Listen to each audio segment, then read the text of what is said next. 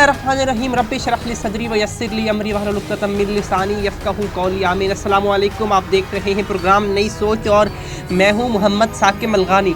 नाज़रीन, आज बात कर रहे हैं कराची के हल्का NA 249 के हवाले से कि वहाँ पर जो ज़िमनी इंतख़ाबात हो रहे हैं और फैसल वार्डा की खारिज करदा नशिस्त पर वहाँ पर दोबारा ज़िमनी इंतख़ाबात हो रहे हैं। तो यहाँ मिफ्ता इस्माइल, अमजद अफरीदी और मुस्तफ़ा कमाल और मुफ्ती नज़ीर अहमद कमालवी दरमियान कांटे का मुकाबला मुतवक्की है। PMLN से मुस्तफ़ा कमाल हैं, तहरीक इंसाफ से अमजद अफरीदी हैं और PSP के मुस्तफ़ा कमाल है, जबकि TLP से मुफ्ती नज़ीर अहमद कमालवी साहब मौजूद हैं। तो ये सब इनमें कांटे का मुकाबला मुतवक्की है चारों के दरमियान, जिसमें पुलिस और रेंजर भी तैनात की गई है, जबकि पैरा मिलिट्री पुलिस भी इसमें तैनात की गई है। और इलेक्शन कमीशन ने कल को जो इलेक्शन है उसके सामान की तरसील मुकम्मल कर दी है और कल को ये इलेक्शन स्टार्ट होने जा रहा है। तो इस पर बात करते हैं और बात करने के लिए मेरे साथ मौजूद है मियाँ आलमगीर शाह साहब, जो कि सदर हैं नून लीग के KPK के, और राजा वसीम साहब जो कि सीनियर तजियाकार हैं। दोनों मेहमानों का बहुत शुक्रिया ज्वाइन करने के लिए। राजा वसीम साहब, सर सबसे पहले आपकी तरफ आना चाहता हूँ। सर बताइएगा कि वहाँ पे हालात किस तरह के। सबसे पहले सर TLP का बताएं कि TLP का जो उम्मीदवार है वो वहाँ पे कैंडिडेट मौजूद है, लेकिन सर TLP पे पाबंदी बरकरार है।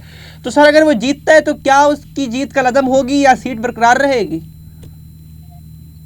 बिस्मिल्लाहिर्रहमानिर्रहीम, अस्सलाम वालेकुम। ये जो TLP है ना, ये मजाक बनाया हुआ हुकूमत ने। ये इसको कैबिनेट में दे के वहाँ से इन्हें दहशतगर्दी का इल्जाम लगा के इन्हें कालादम कर दिया और सारी चीजों का पाबंद किया कि TLP के साथ कालादम का लफ्ज लिखना है, जबकि अभी कालादम नहीं हुई। इसका प्रोसेस है पूरा। किसी भी पार्टी को बैन करने का कैबिनेट भेजेगी सुप्रीम कोर्ट को, सुप्रीम कोर्ट इन इल्जामात को देखेगी कि इस पे टेररिज्म के एलिगेशन है, वो देखेंगे कि टेररिस्ट हैं या नहीं है। अगर टेररिस्ट हैं तो वो सुप्रीम कोर्ट बड़ा सख्त एक्शन लेगी और इलेक्शन कमीशन को भेजेगी। फिर इलेक्शन कमीशन से अपनी लिस्ट में से निकालेगी। इसके कोई MNA MPA कहीं होंगे तो वो वहां से फारिग हो जाएंगे। तो एक पूरा प्रोसेस है। ठीक, वो उन्होंने किया नहीं है। पहले उन्होंने कालादम का शोर मचा दिया। अगर वो कालादम होती TLP तो वो इलेक्शन कमीशन देख रहा है वो कैसे हिस्सा ले सकते हैं क्रेन के निशान पे। इसमें हुकूमत ना हर चीज में मजाक करती है, हर चीज में इनको पता नहीं है, सेंस नहीं है, कोई इल्म नहीं, नालायक नाअहल तीन लोग हैं। और अभी सुप्रीम कोर्ट में मामला जाएगा। सुप्रीम कोर्ट में जाके अगर बहन होती है तो यहाँ से जीतेंगे, ये घर चले जाएंगे, ये MNA नहीं रहेंगे। इतने जो पहले इनके बैठे हैं वो भी घर चले जाएंगे। ठीक, तो ये हुकूमत हमारी ना शोर बहुत करती है, काम काम करना नहीं आता। ठीक है। आलमगीर शाह साहब, सर आपकी तरफ आना चाहता हूँ। सर वहाँ पे क्या माहौल इलेक्शन के हवाले से कि जिस तरह से कल को इलेक्शन होने जा रहे हैं, तो सर वहाँ पे सूरत हाल किस तरह की आप देख रहे हैं? बिस्मिल्लाहिर्रहमानिर्रहीम। जनाब, कराची में इन्हें 249 में जो माहौल है वो मुस्लिम लीग के हक में अल्हम्दुलिल्लाह बिल्कुल यकतरफा है, क्योंकि हमारा मुकाबला सूबाई हुकूमत और वफाकी हुकूमत दोनों से है। और जो वफाकी हुकूमत है वो रोटी चोर है और जो सूबाई हुकूमत है वो पानी चोर है। यहाँ सबसे बड़ा मसला जो है वो पानी का है, ये बल्दिया के रिहायशी लोगों के लिए। और अभी तक ये उन लोगों के जिन लोगों की 30 साल से हुकूमत में हैं, इन्होंने पानी का मसला यहाँ पे हल नहीं किया, जो कि बुनियादी जरूरतें हैं। और इसी वजह से जो मियाँ साहब का बयानिया है वो भी अल्हम्दुलिल्लाह चाह गया है। तो मिफ्ता इस्माइल की पोजीशन जो है वो बिल्कुल यकतरफा है। कल अगर सूबाई हुकूमत और वफाकी हुकूमत ने कोई अपने हथकंडे ना दिखाए तो इंशाअल्लाह मैं अभी से पाकिस्तान मुस्लिम लीग नून के तमाम शेरों को मुबारकबाद देता हूँ कि NA 249 हम जीत चुके हैं अल्हम्दुलिल्लाह। ठीक है। सर आपने सर कैंपेन भी चलाई NA 249 के अंदर, जो इलेक्शन की कैंपेन थी वो आप उसमें आपने भरपूर हिस्सा लिया। तो सर जिस तरह ये जो सीट थी ये तहरीक इंसाफ की छोड़ी हुई सीट है, तो क्या लगता है तहरीक इंसाफ रिटेन कर पाएगी या आपके जो वोटर हैं वो क्या रिस्पॉन्स कर रहे हैं इस चीज़ पर कि अब क्या होगा कल को?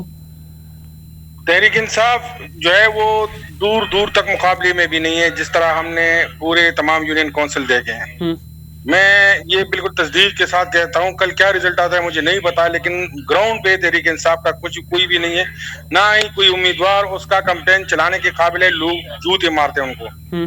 दूसरी बात यह कि यहाँ पे जो दोनों उम्मीदवार है मुखालिफ पीपल्स पार्टी और तहरीक इंसाफ के, वो पख्तून उम्मीदवार हैं और वो कार्ड यूज कर रहे थे।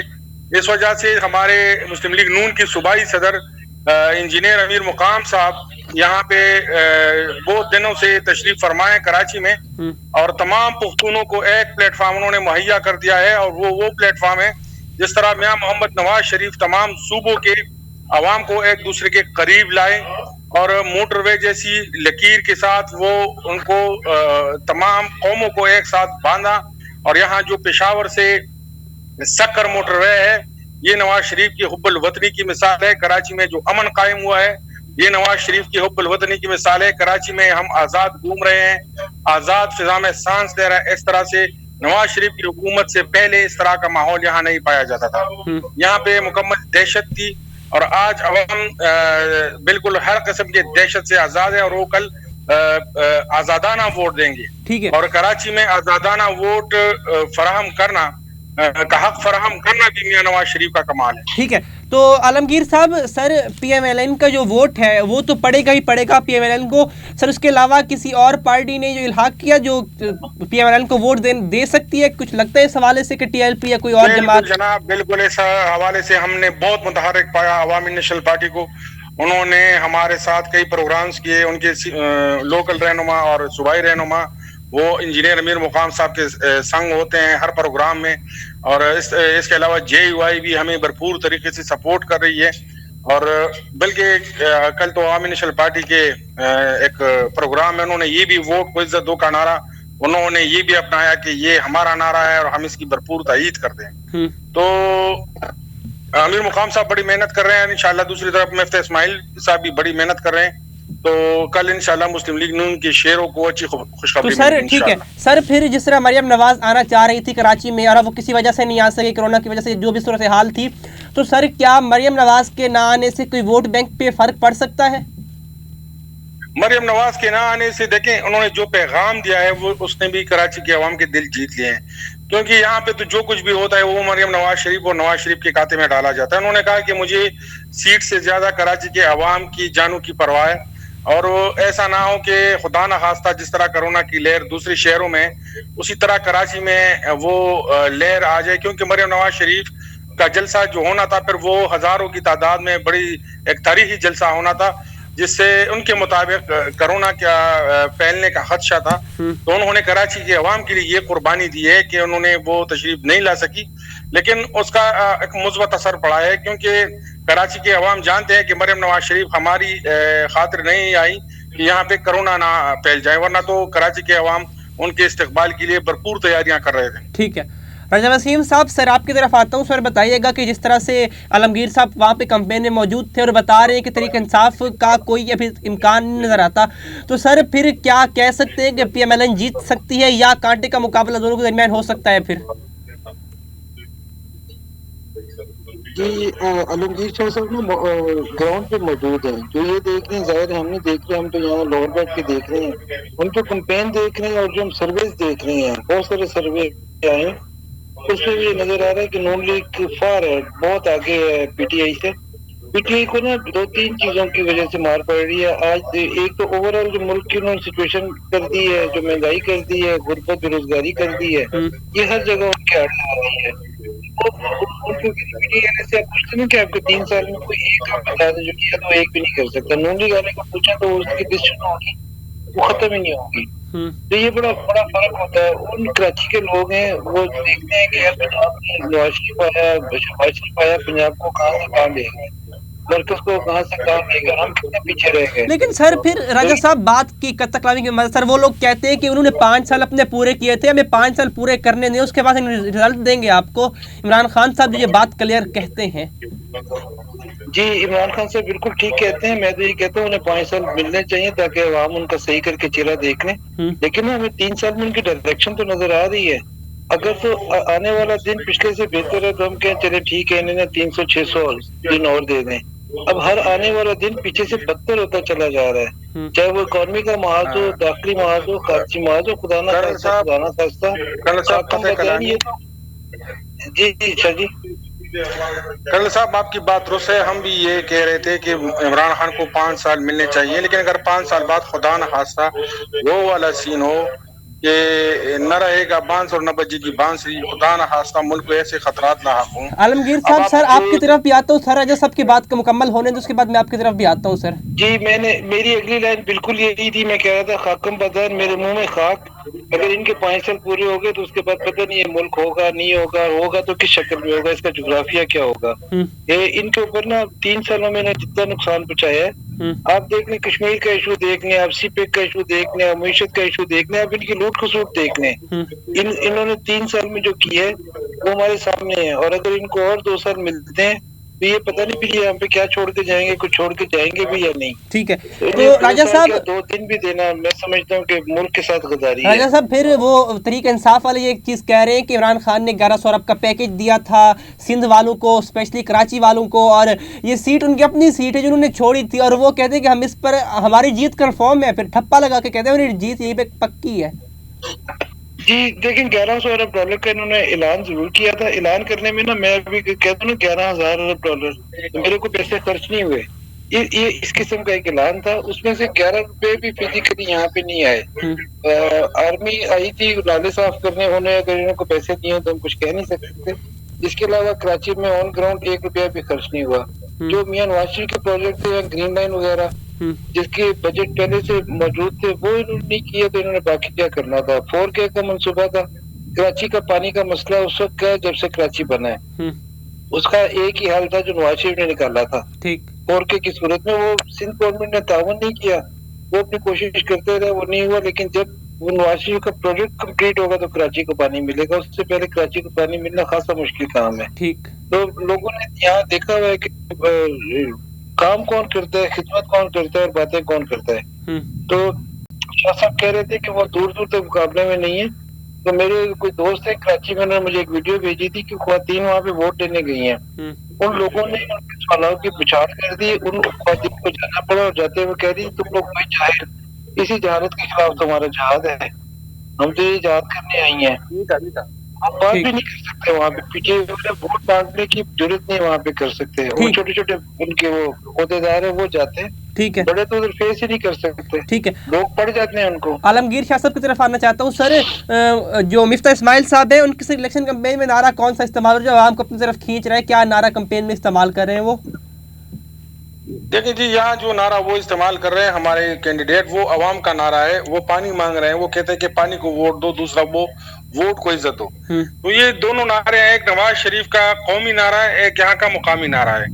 देखिए 21वीं सदी में कराची जैसे शहर में अगर एक हल्का जो है वो पानी जैसी बुनियादी जरूरत से महरूम हो तो इससे ज्यादा शर्म की बात और क्या हो सकती है इन हुक्मरानों के लिए। तो यहाँ 30 साल से सूबाई हुकूमतों में है, और यहाँ जो तहरीक इंसाफ को 1 दर्जन MNA इस शहर ने दिए हैं, बल्कि सेलेक्ट करवाए गए हैं, तो उन्होंने अभी तक 12 ईंटें नहीं लगाई। 1 दर्जन MNAs ने 1 दर्जन ईंटें नहीं लगाई। और वो फैसल वाड़ा जो यहाँ गटर पे बैठ के अपनी तस्वीर बनाता था और ऐलानात करता था कि मैं ये ढक्कन बंद करवाऊंगा, मैं पानी का मसला हल कराऊंगा, वो एक दिन के कैंपेन में भी आने की जरूरत उनको नहीं हुई, क्योंकि वो इलाके के जो यहाँ के अवाम है उनका सामना नहीं कर सकते।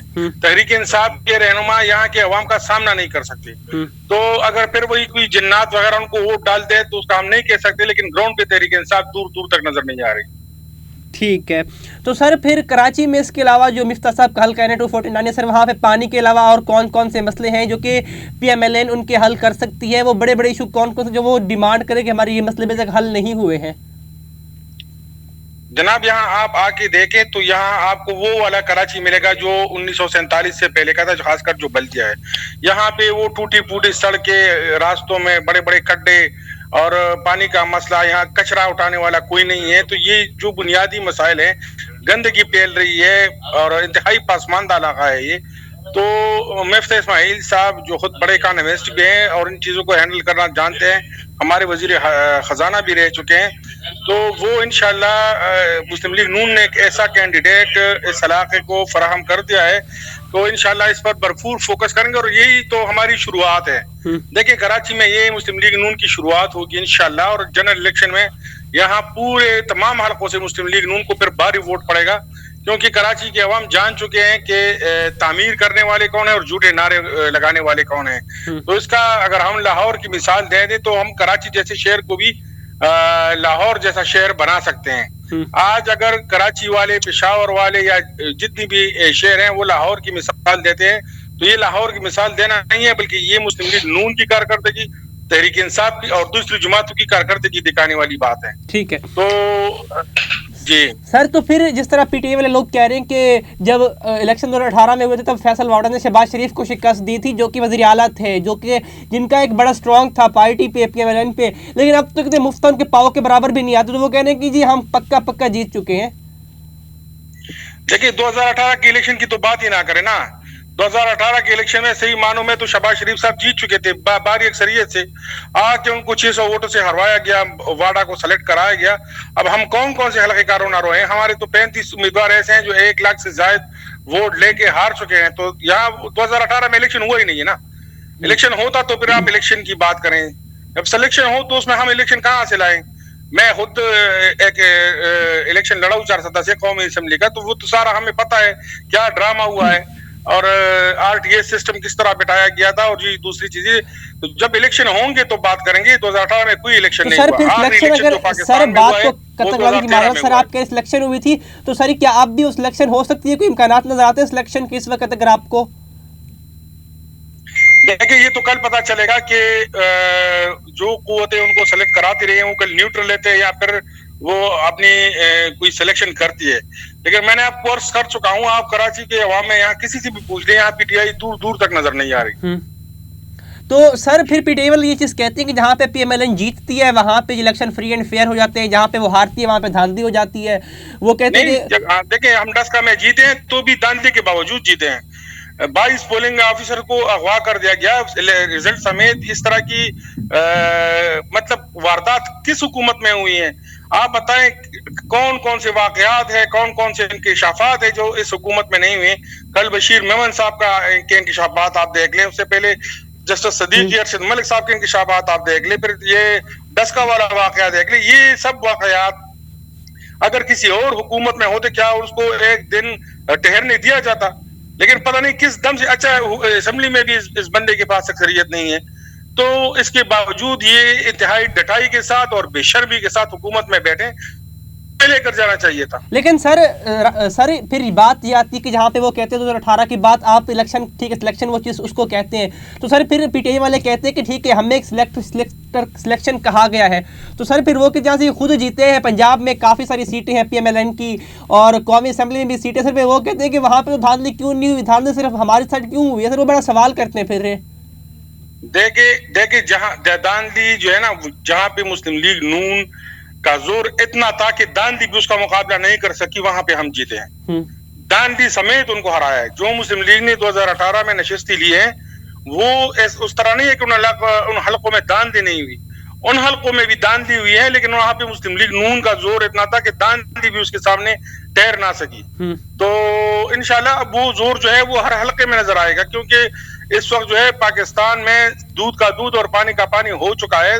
ये जो हुकूमतें होती है ये किसी भी सियासी जमात के लिए एक इम्तिहान होती है। तो इन इम्तिहानात में कौन सुरखरू हुआ है, आप 90 से लेके अभी तक ये 31 साल की तारीख देके तो इसमें आपको नजर आ जाएगा आलमगीर साहब कौन अपने इम्तिहानात में सुरखरू हुआ है। सर ये बताइए वहाँ पे हालात किस तरह के हैं? कोई डिस्कस की तरह के हालात तो आप नहीं देख रहे वहाँ पे? जिस तरह बदमनी हुई थी, फायरिंग के वाकयात, तो सर वहाँ पे यहाँ पे हालात क्या पुरअमन नजर आते हैं आपको इस वक्त?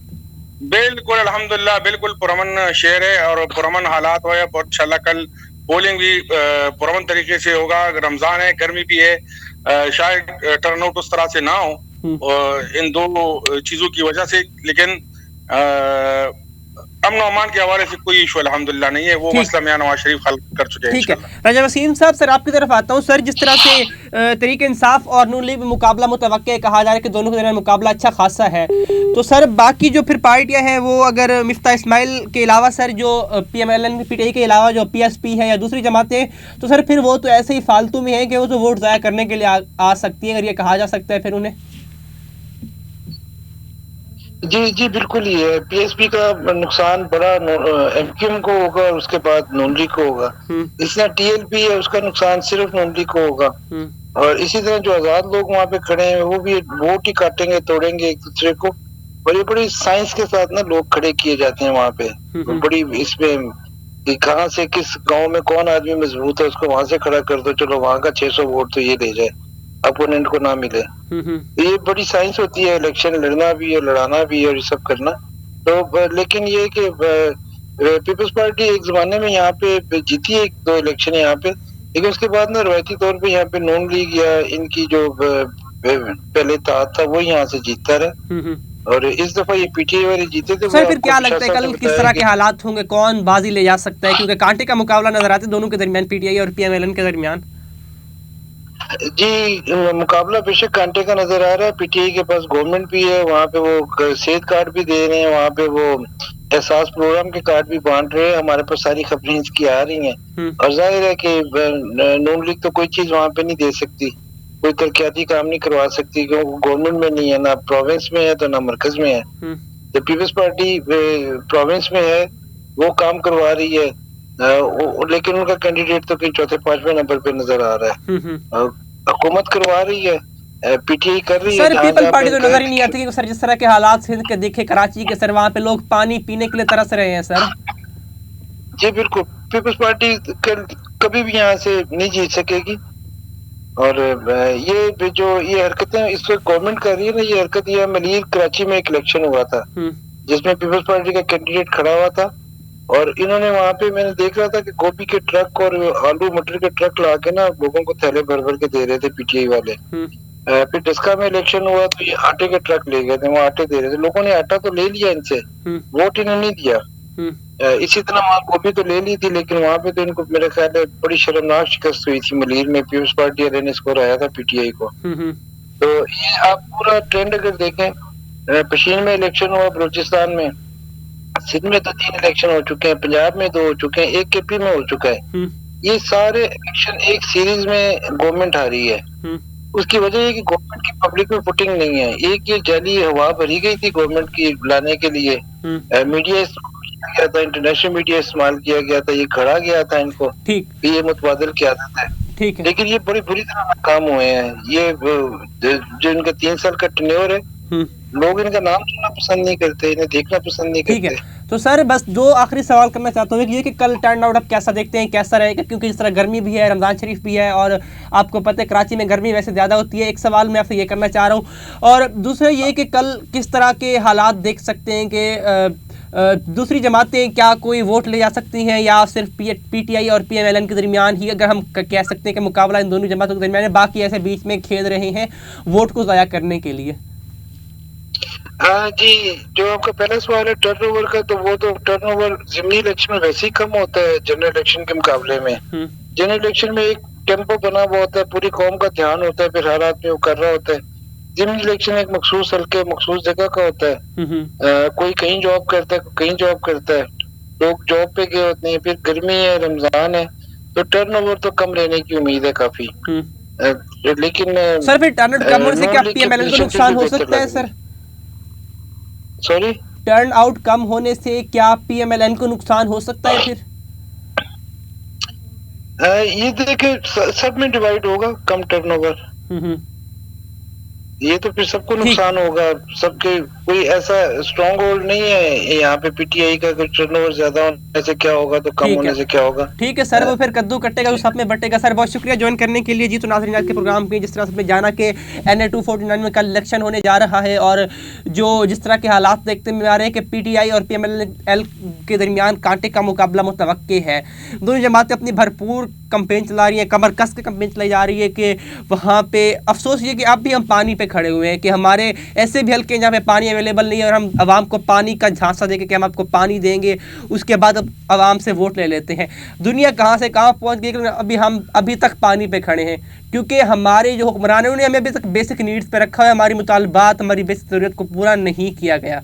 ये बहुत ही बदकिस्मती की बात है। देखते हैं कि कल क्या होता है इलेक्शन में, क्योंकि कल रमज़ान शरीफ भी है और गर्मी भी है, तो टर्नआउट कम होने के वादे करना नजर आते हैं। तो आज के प्रोग्राम से इतना ही, इंशाल्लाह से मुलाकात होगी अगले प्रोग्राम में। तब तक के लिए अपना ख्याल रखिए, अपने इर्द गिर्द हर किसी का ख्याल रखिए। अल्लाह ने के बाद।